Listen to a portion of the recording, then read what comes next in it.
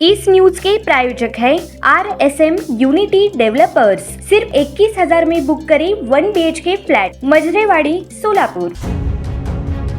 सोलापूर शहरातील नई जिंदगी चौकाजवळील अमन चौक ते मजरेवाडी रोडवर पठाण हॉटेल समोर आरोपी मुस्ताक पटेल याने पूर्व वैमनस्यातून शकील पटेल बरोबर भांडण सुरू केले। त्यावेळी शकीलने हमारे बच्चों के ऊपर झूठे केस करते क्या अशी विचारणा आरोपीकडे केली। त्या रागातून मुस्ताकने कमरेचा चाकू काढला आणि शकीलच्या छातीवर, पोटावर, हातावर, पाठीवर चपासप वार करून खून केला। या गुन्ह्यात मुस्ताकला जिल्हा न्यायालयाने जन्मठेपेची शिक्षा ठोठावली आहे। 12 जून 2020 रोजी सकाळी 11:15 वाजण्याच्या सुमारास शकीलचा खून करून मुस्ताक चाकू रस्त्यालगतच्या गटारीजवळ टाकून MIDC पोलीस ठाण्यात हजर झाला। तत्पूर्वी मृत शकीलचा भाऊ अलीमुद्दीन पटेल याने विजापूर नाका पोलिसात फिर्याद दिली होती। पोलिसांनी आरोपी विरुद्ध गुन्हा दाखल केला आणि मुस्ताकला जेरबंद केले। वरिष्ठ पोलीस निरीक्षक हेमंत शेंडगे यांनी गुन्ह्याचा तपास करून आरोपी विरुद्ध न्यायालयात दोषारोपपत्र दाखल केले। या खटल्याची सुनावणी अतिरिक्त जिल्हा व सत्र न्यायालयात झाली। यात सरकारतर्फे जिल्हा सरकारी वकील डॉक्टर प्रदीप सिंह राजपूत यांनी काम पाहिले। सरकारतर्फे एकूण 14 साक्षीदार तपासले गेले। यात 3 नेत्र साक्षीदार होते। आरोपीतर्फे बचावासाठी 3 साक्षीदार तपासण्यात आले,